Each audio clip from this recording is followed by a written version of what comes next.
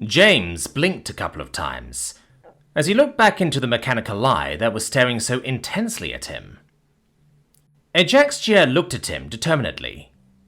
The Vulpine did her absolute best to look confident, keeping her posture straight and her chest puffed out, while her ears stood up high and turned directly into James's direction.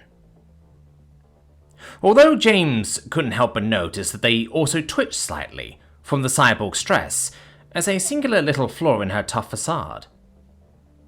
Admittedly, James would have been able to appreciate her demeanour a lot more had it not been for the still slightly shivering weight clinging onto his neck and shoulder with tiny but determinedly forceful hands.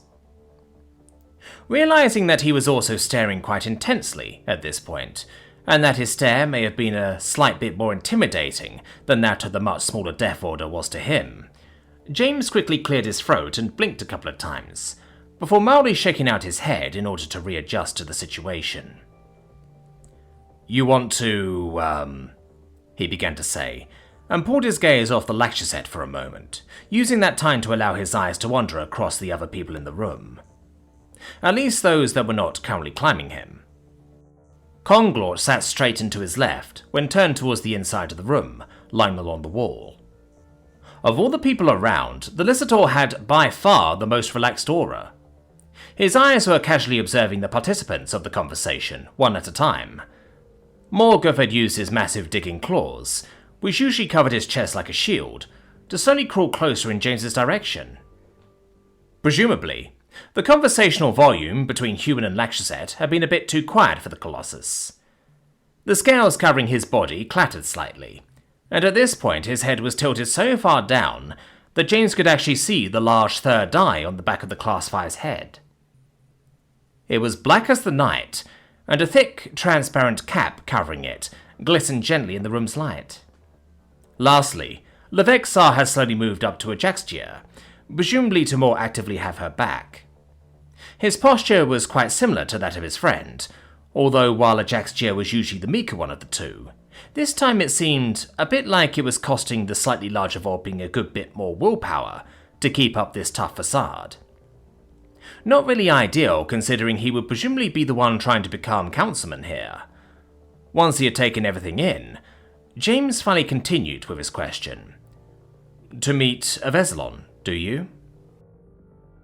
He turned his head back to HFY and returned to making eye contact, raising a single eyebrow as he allowed the more or less rhetorical question to sink in. His fellow cyborg's right ear twitched a bit more noticeably a couple of times, shaking as if a fly was constantly trying to land of it, and was determined to keep the pest off. Both her and Levexar's bushy tails very slightly began to wag, likely dispersing some uprising energy from within them. "That's, HFY tried to reply, although her voice failed her for a moment in a hoarse croak.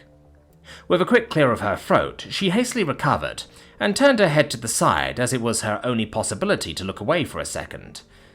Although soon enough, she looked directly at James again as she firmly repeated, "That's the idea."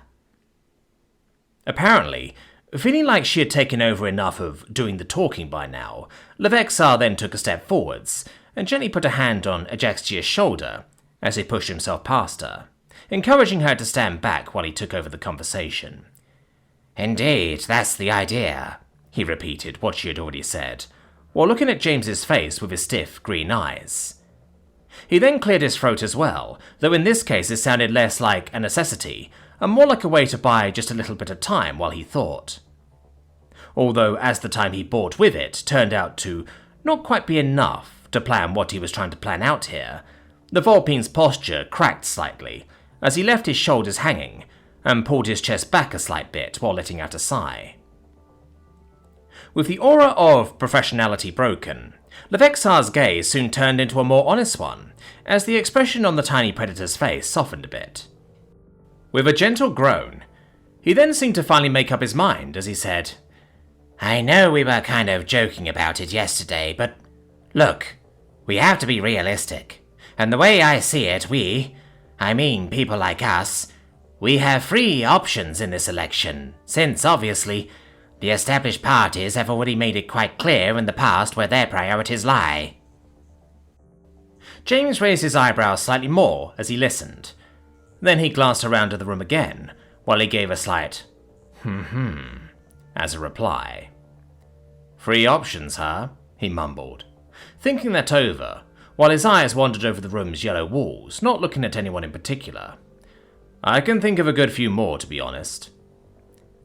"Well, three that a sensible person would make," Levexar corrected himself with a sigh, although James couldn't quite help but crack up at that phrasing, a deep smirk forming on his face. "And allying with a realized was able to make top 3 on that list of reasonable options?" he asked, in a slightly mocking tone, although he hoped it came across that said mockery was mostly directed at himself in the end, not towards his company. "I guess things seem worse on the outside than I expected." He softly chuckled to himself for a bit longer, before lifting his gaze to look at the Vulpines again. "Well, even among the more accepted ones, you've got to pick your battles when you are branded with the Deathworlder label," Levexar replied, returning James's chuckle. He appeared to be glad that James seemed to be taking this all with a side of humour. "The way I see it, we could either play the 'Look, we hate humans too' card and try to scratch up some pity votes that way, or possibly be used in the next attempt to make Deathworlders more palatable after you foiled the last one so thoroughly."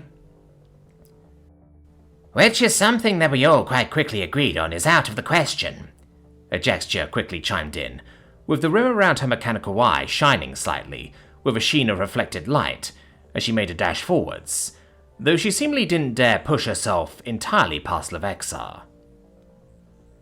The man seemed irritated by the interruption, but not in an angry way. More in a briefly lost his line of thought, and now needed to recover kind of way. He took a deep breath and closed his eyes for 2 seconds before releasing it again and continuing. "Right," he confirmed. "At least among the present parties we agreed that, even if this road offered higher chances of success than it actually does, it would most likely turn out to be a rather unhealthy idea, both literally and as far as our mental health while doing it is concerned."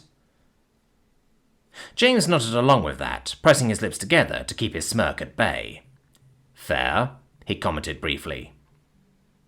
Right after, he could hear movement behind him. Morgoth was crawling even closer, and the Colossus's presence alone was making the hairs on James's neck stand up in anticipation.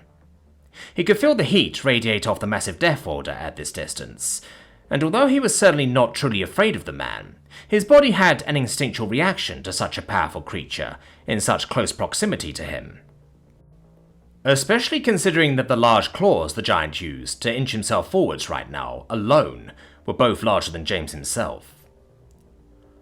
"Another idea that was thrown around was to try and play both sides to a degree," the Colossus informed him. He did his best to whisper, so he wouldn't blow James's eardrums out with his powerful voice, but his volume was still quite a bit higher than the rest of the conversation. "You know, keep ourselves out and try our best to round up some powerful sponsors. Gain as much notoriety as we can in such a short time, while basically offering an escape from the ongoing problems for all of those that are less decided on the matter themselves." James pursed his lips to the side and tilted his head in the same direction in acknowledgement, in a fair enough kind of way. "The already mentioned troubles of labels and reputations aside, still also not ideal, depending on how far this culture war is going to spread in the end," Levexar commented to that possible strategy, before crossing his arms and closing his eyes. "Besides, eventually we're going to have to pick a side either way, and honestly, I'd rather not make some fresh enemies only at the very end of all this." James nodded along again, before copying the Vulpine and crossing his arms. "Alright, then I guess that leaves..." He began to finish the explanation for them, however it seemed like it was exactly then that Ajextia's energy had once again built up to a level where she couldn't quite successfully contain it anymore. Seemingly opening her mouth faster than her brain could stop her, she interrupted James, confirming, "You, yes." Almost as soon as she had said it, she quickly raised a hand to cover her own mouth, her eyes opening a bit wider at her own rudeness. Next to her, Levexar swallowed and quickly stepped in for her, as he added, "We would just need to experience what we are really dealing with before we make any final decisions." James snorted.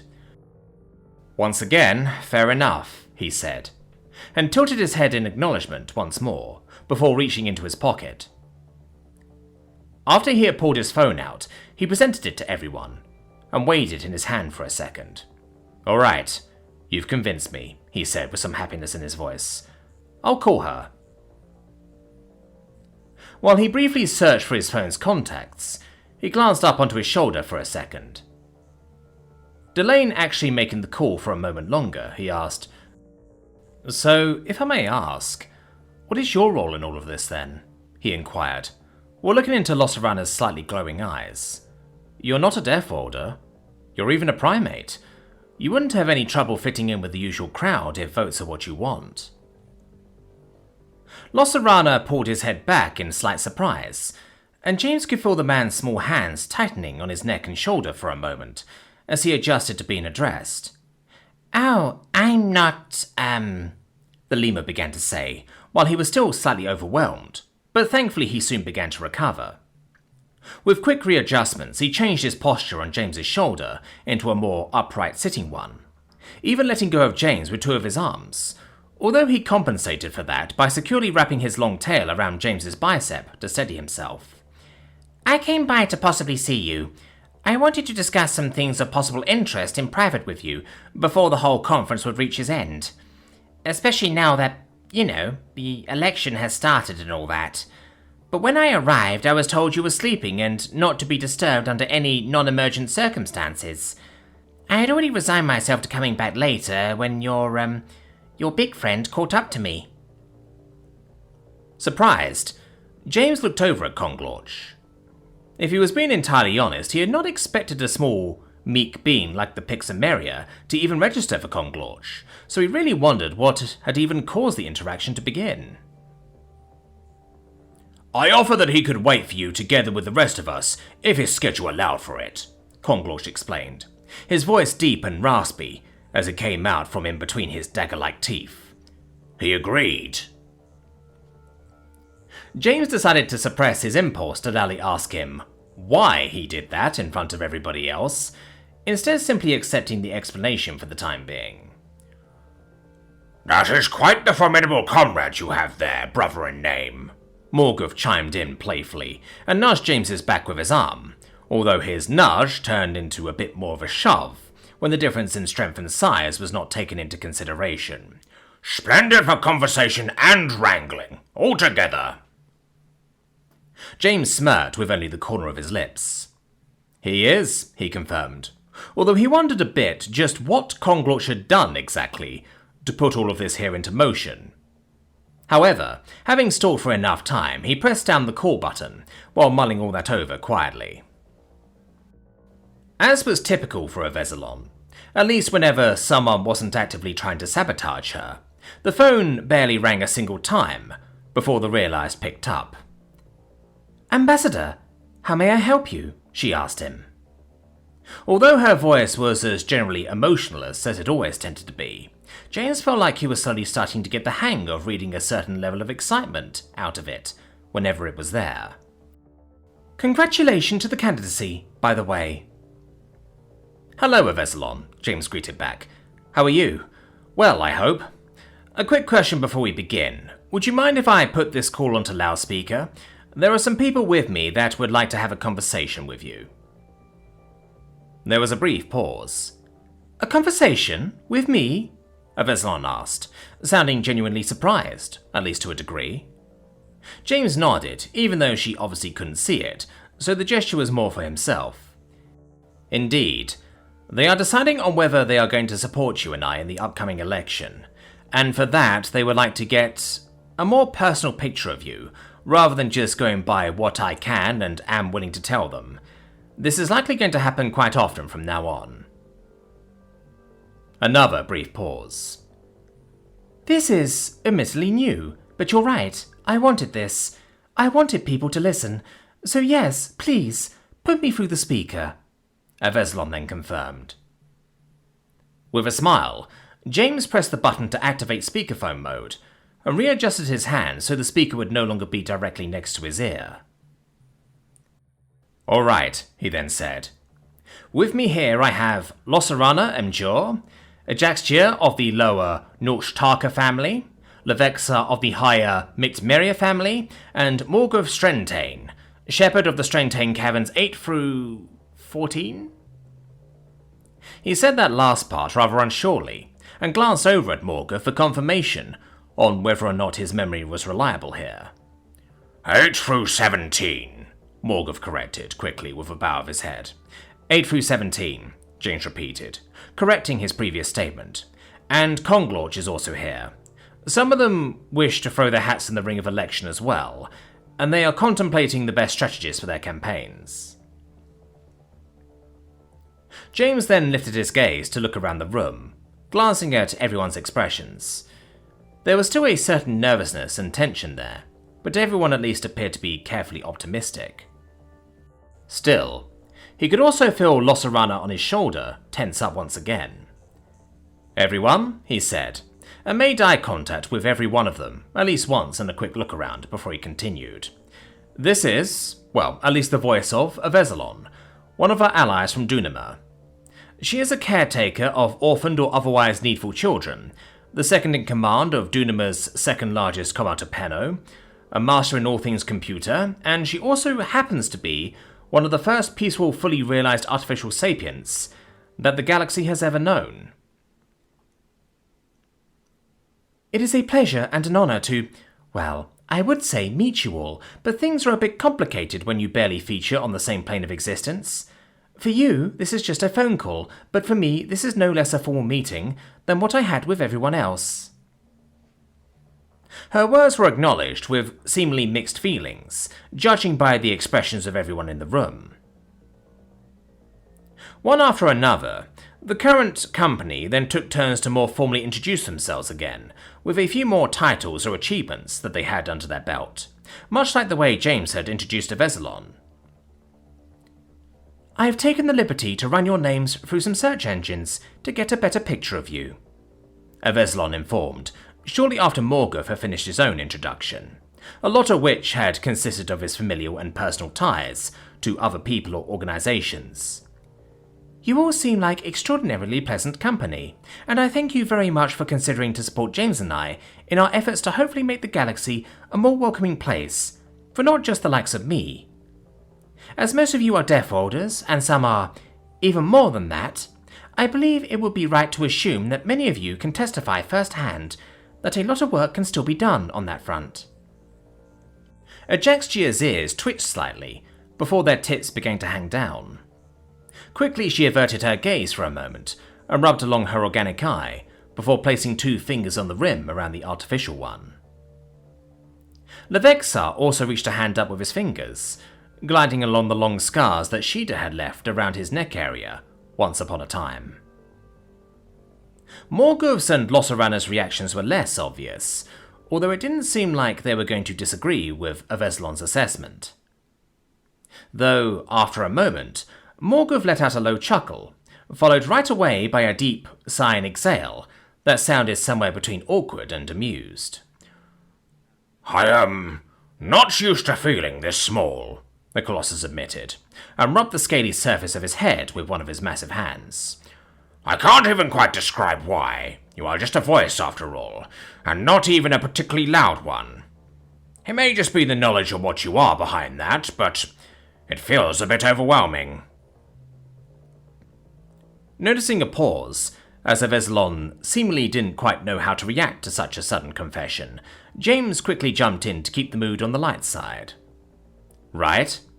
he asked the Ligomordalar in an enthusiastic tone. "I remember the first couple of times I talked to her, after I knew what she was, and yeah, it's weird. I guess the social programming runs deep when it comes to that. Almost reassuring that even an intimidating mountain like you feels that same way." He then reached his fist out and knocked against the large digging claws that Morgov was still supporting his weight with, as if he was knocking on a door. Morgov seemed to be the slightest bit taken aback for a moment. However, then, James's demeanour soon enough seemed to sink in for him, and the next time the Class 5 opened his mouth, It was a bit louder than before, with a good bit of healthy enthusiasm injected into it. "Right you are, brother," he said loudly, and nudged James again like he had done before. "Guess it's good to feel my claws on my own scales for once. Keeps you humble." He then tilted his head slightly, so one of his eyes was looking directly at James's hand, which was holding the phone, almost as if he tried to look at Azalon while he spoke. "Say, Azalon, James mentioned you being a caretaker of children," the Colossus said, as he settled a bit closer to the ground, seeming to relax his muscles a bit, and not hold himself pushed up with quite as much strength anymore. "Would you mind elaborating on that a bit?" "Oh, of course," Azalon quickly responded, after having seemingly used the time that James had brought her earlier wisely, as her tone was confident and direct now. "You see, on Dunama, it is not rare that children either get abandoned or, even worse, lose their parents for a variety of terrible reasons. And working for the very leadership of a Komautapeno, especially one harbouring a secret like myself, is by no means an occupation without danger.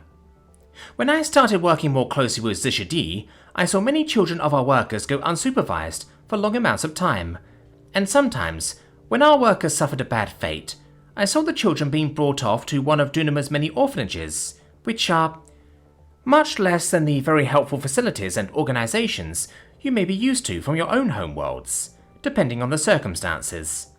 I didn't like that. I saw how small, fragile and vulnerable the children truly were. It comes with power, I guess, and I decided that, if no one else was going to, I would be the one to give those children a chance to be safe and protected and prepared for a better life. I made deals with Zishadi that would allow me to become the caretaker of any children connected to our organisation that would otherwise go without one, either temporarily or permanently. Obviously, Zishadi often had to stand in for me in many capacities since, let's be realistic, I am far from ideally positioned to take care of children.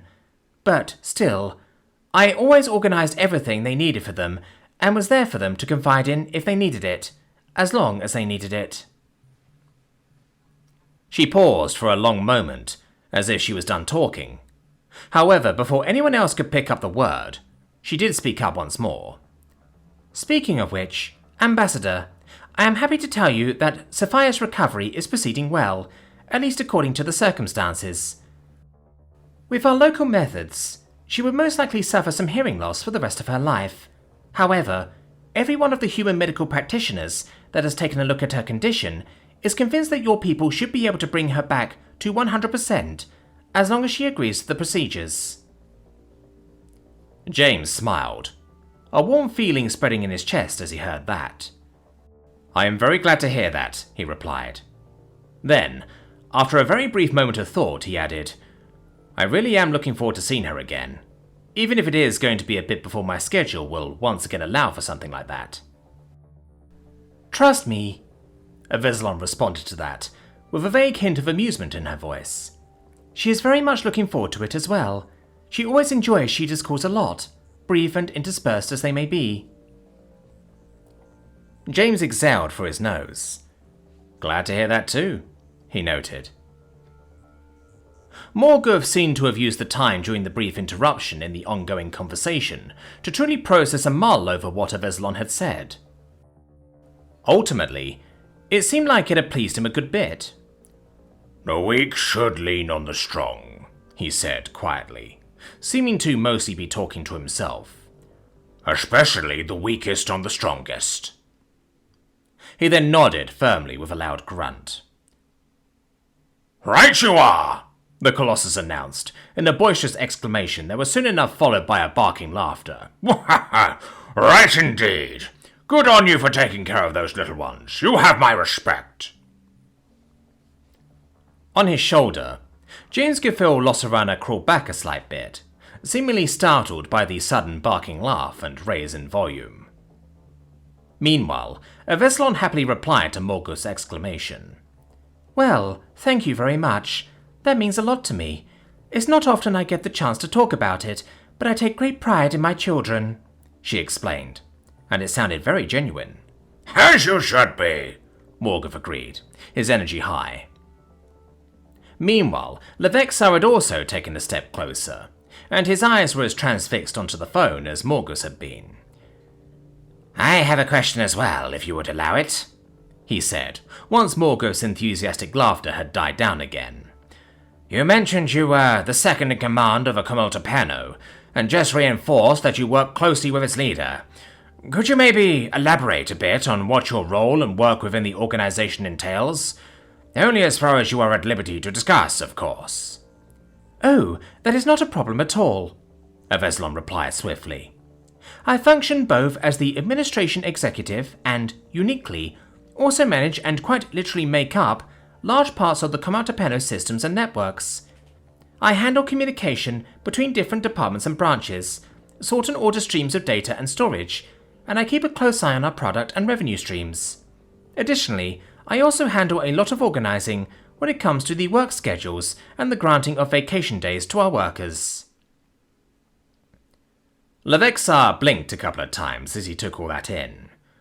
"Wow, that is a lot," he said, his lips pulling back a bit so his fang was revealed, in what looked like a smirk. "I have a lot of processing power to waste," Azalon said, in a playfully smug tone. "So far, nobody has complained that I'm not doing my job right, though maybe they were just afraid of me. Try telling Aurelia she should give you one more day of vacation so you can finish your world tour with a straight face." It was around that time that James felt Losarana on his shoulder relax again. Something about Azalon so carelessly joking about her own existence seemed to be calming to him. Maybe it was because of how mundane it was. Most people tended to make jokes at their own expense every now and then, after all. "Any more questions?"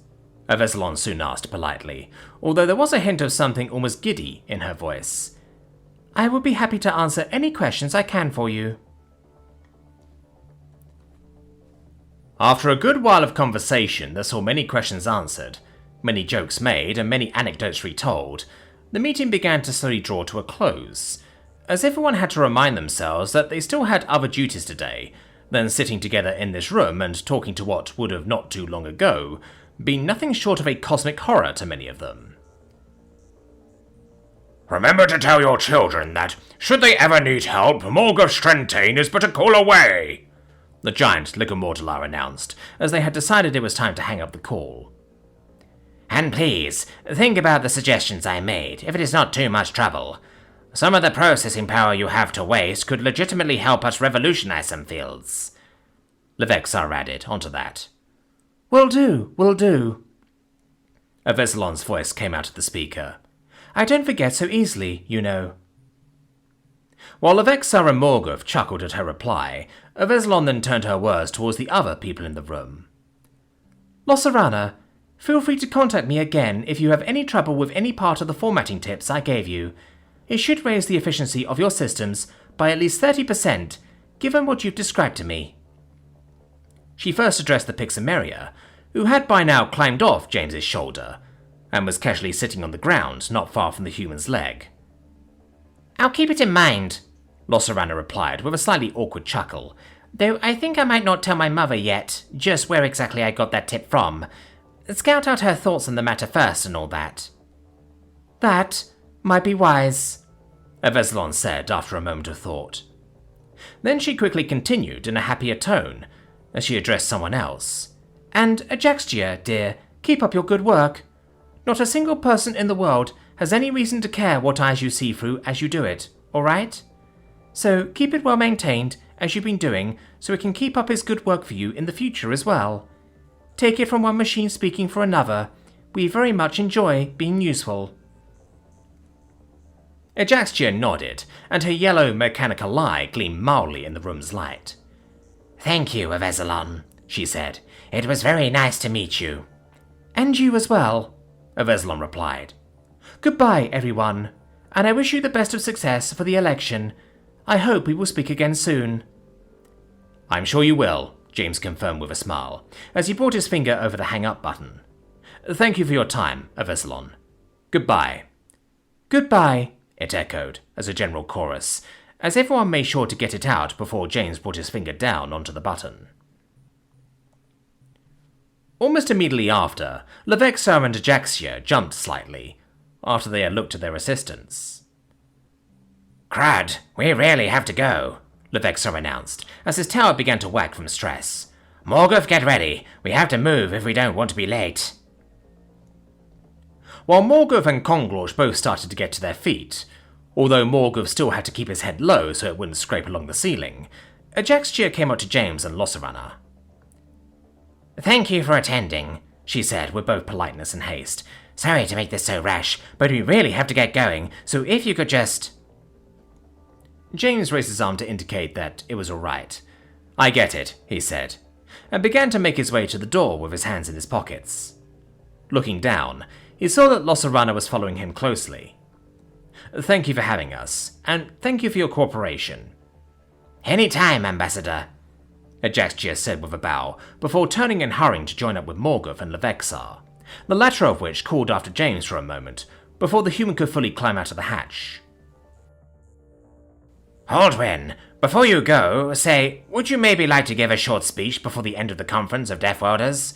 We would like to invite you to say a few words before we officially close up, he quickly said, to which James raised a thumbs up.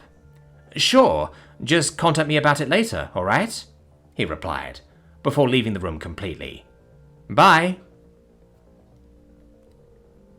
Now outside, it was just James, Conglorch, and Losarana on the roof of the hive. Turning his head down, James looked candidly at Losarana. So, you said you had some questions you wanted to discuss with me, correct? He wondered, remembering what Losarana had said about why he was here in the first place. However, with a mild glow in his eyes and fur, Losarana shook his head and waved his bushy tail. Yes, but no. I think my questions have already been answered, he said and turned, crawling away on all sixes, although one of his arms was raised to wave goodbye. I will see you during the conference, James. Still, thank you for offering to make the time. James waved after him, wondering what questions those may have been that had been answered by their previous interactions. Alright, get home safely. Goodbye, he said, as he watched the lemur walk away. He crossed his arms for a couple of seconds and blinked a few times as the primate's form got smaller and smaller. Then, he tilted his head the slightest bit. Want to tell me what all that was about? He asked Conglorch, who had been exceedingly quiet ever since the interaction with Azalon had begun, despite being the one who had originally put all of this into motion. Conglorch released a high, amused bellow. What? He said, and looked down at James with just one eye while his dagger-like teeth were revealed behind his stiff lips. I do things.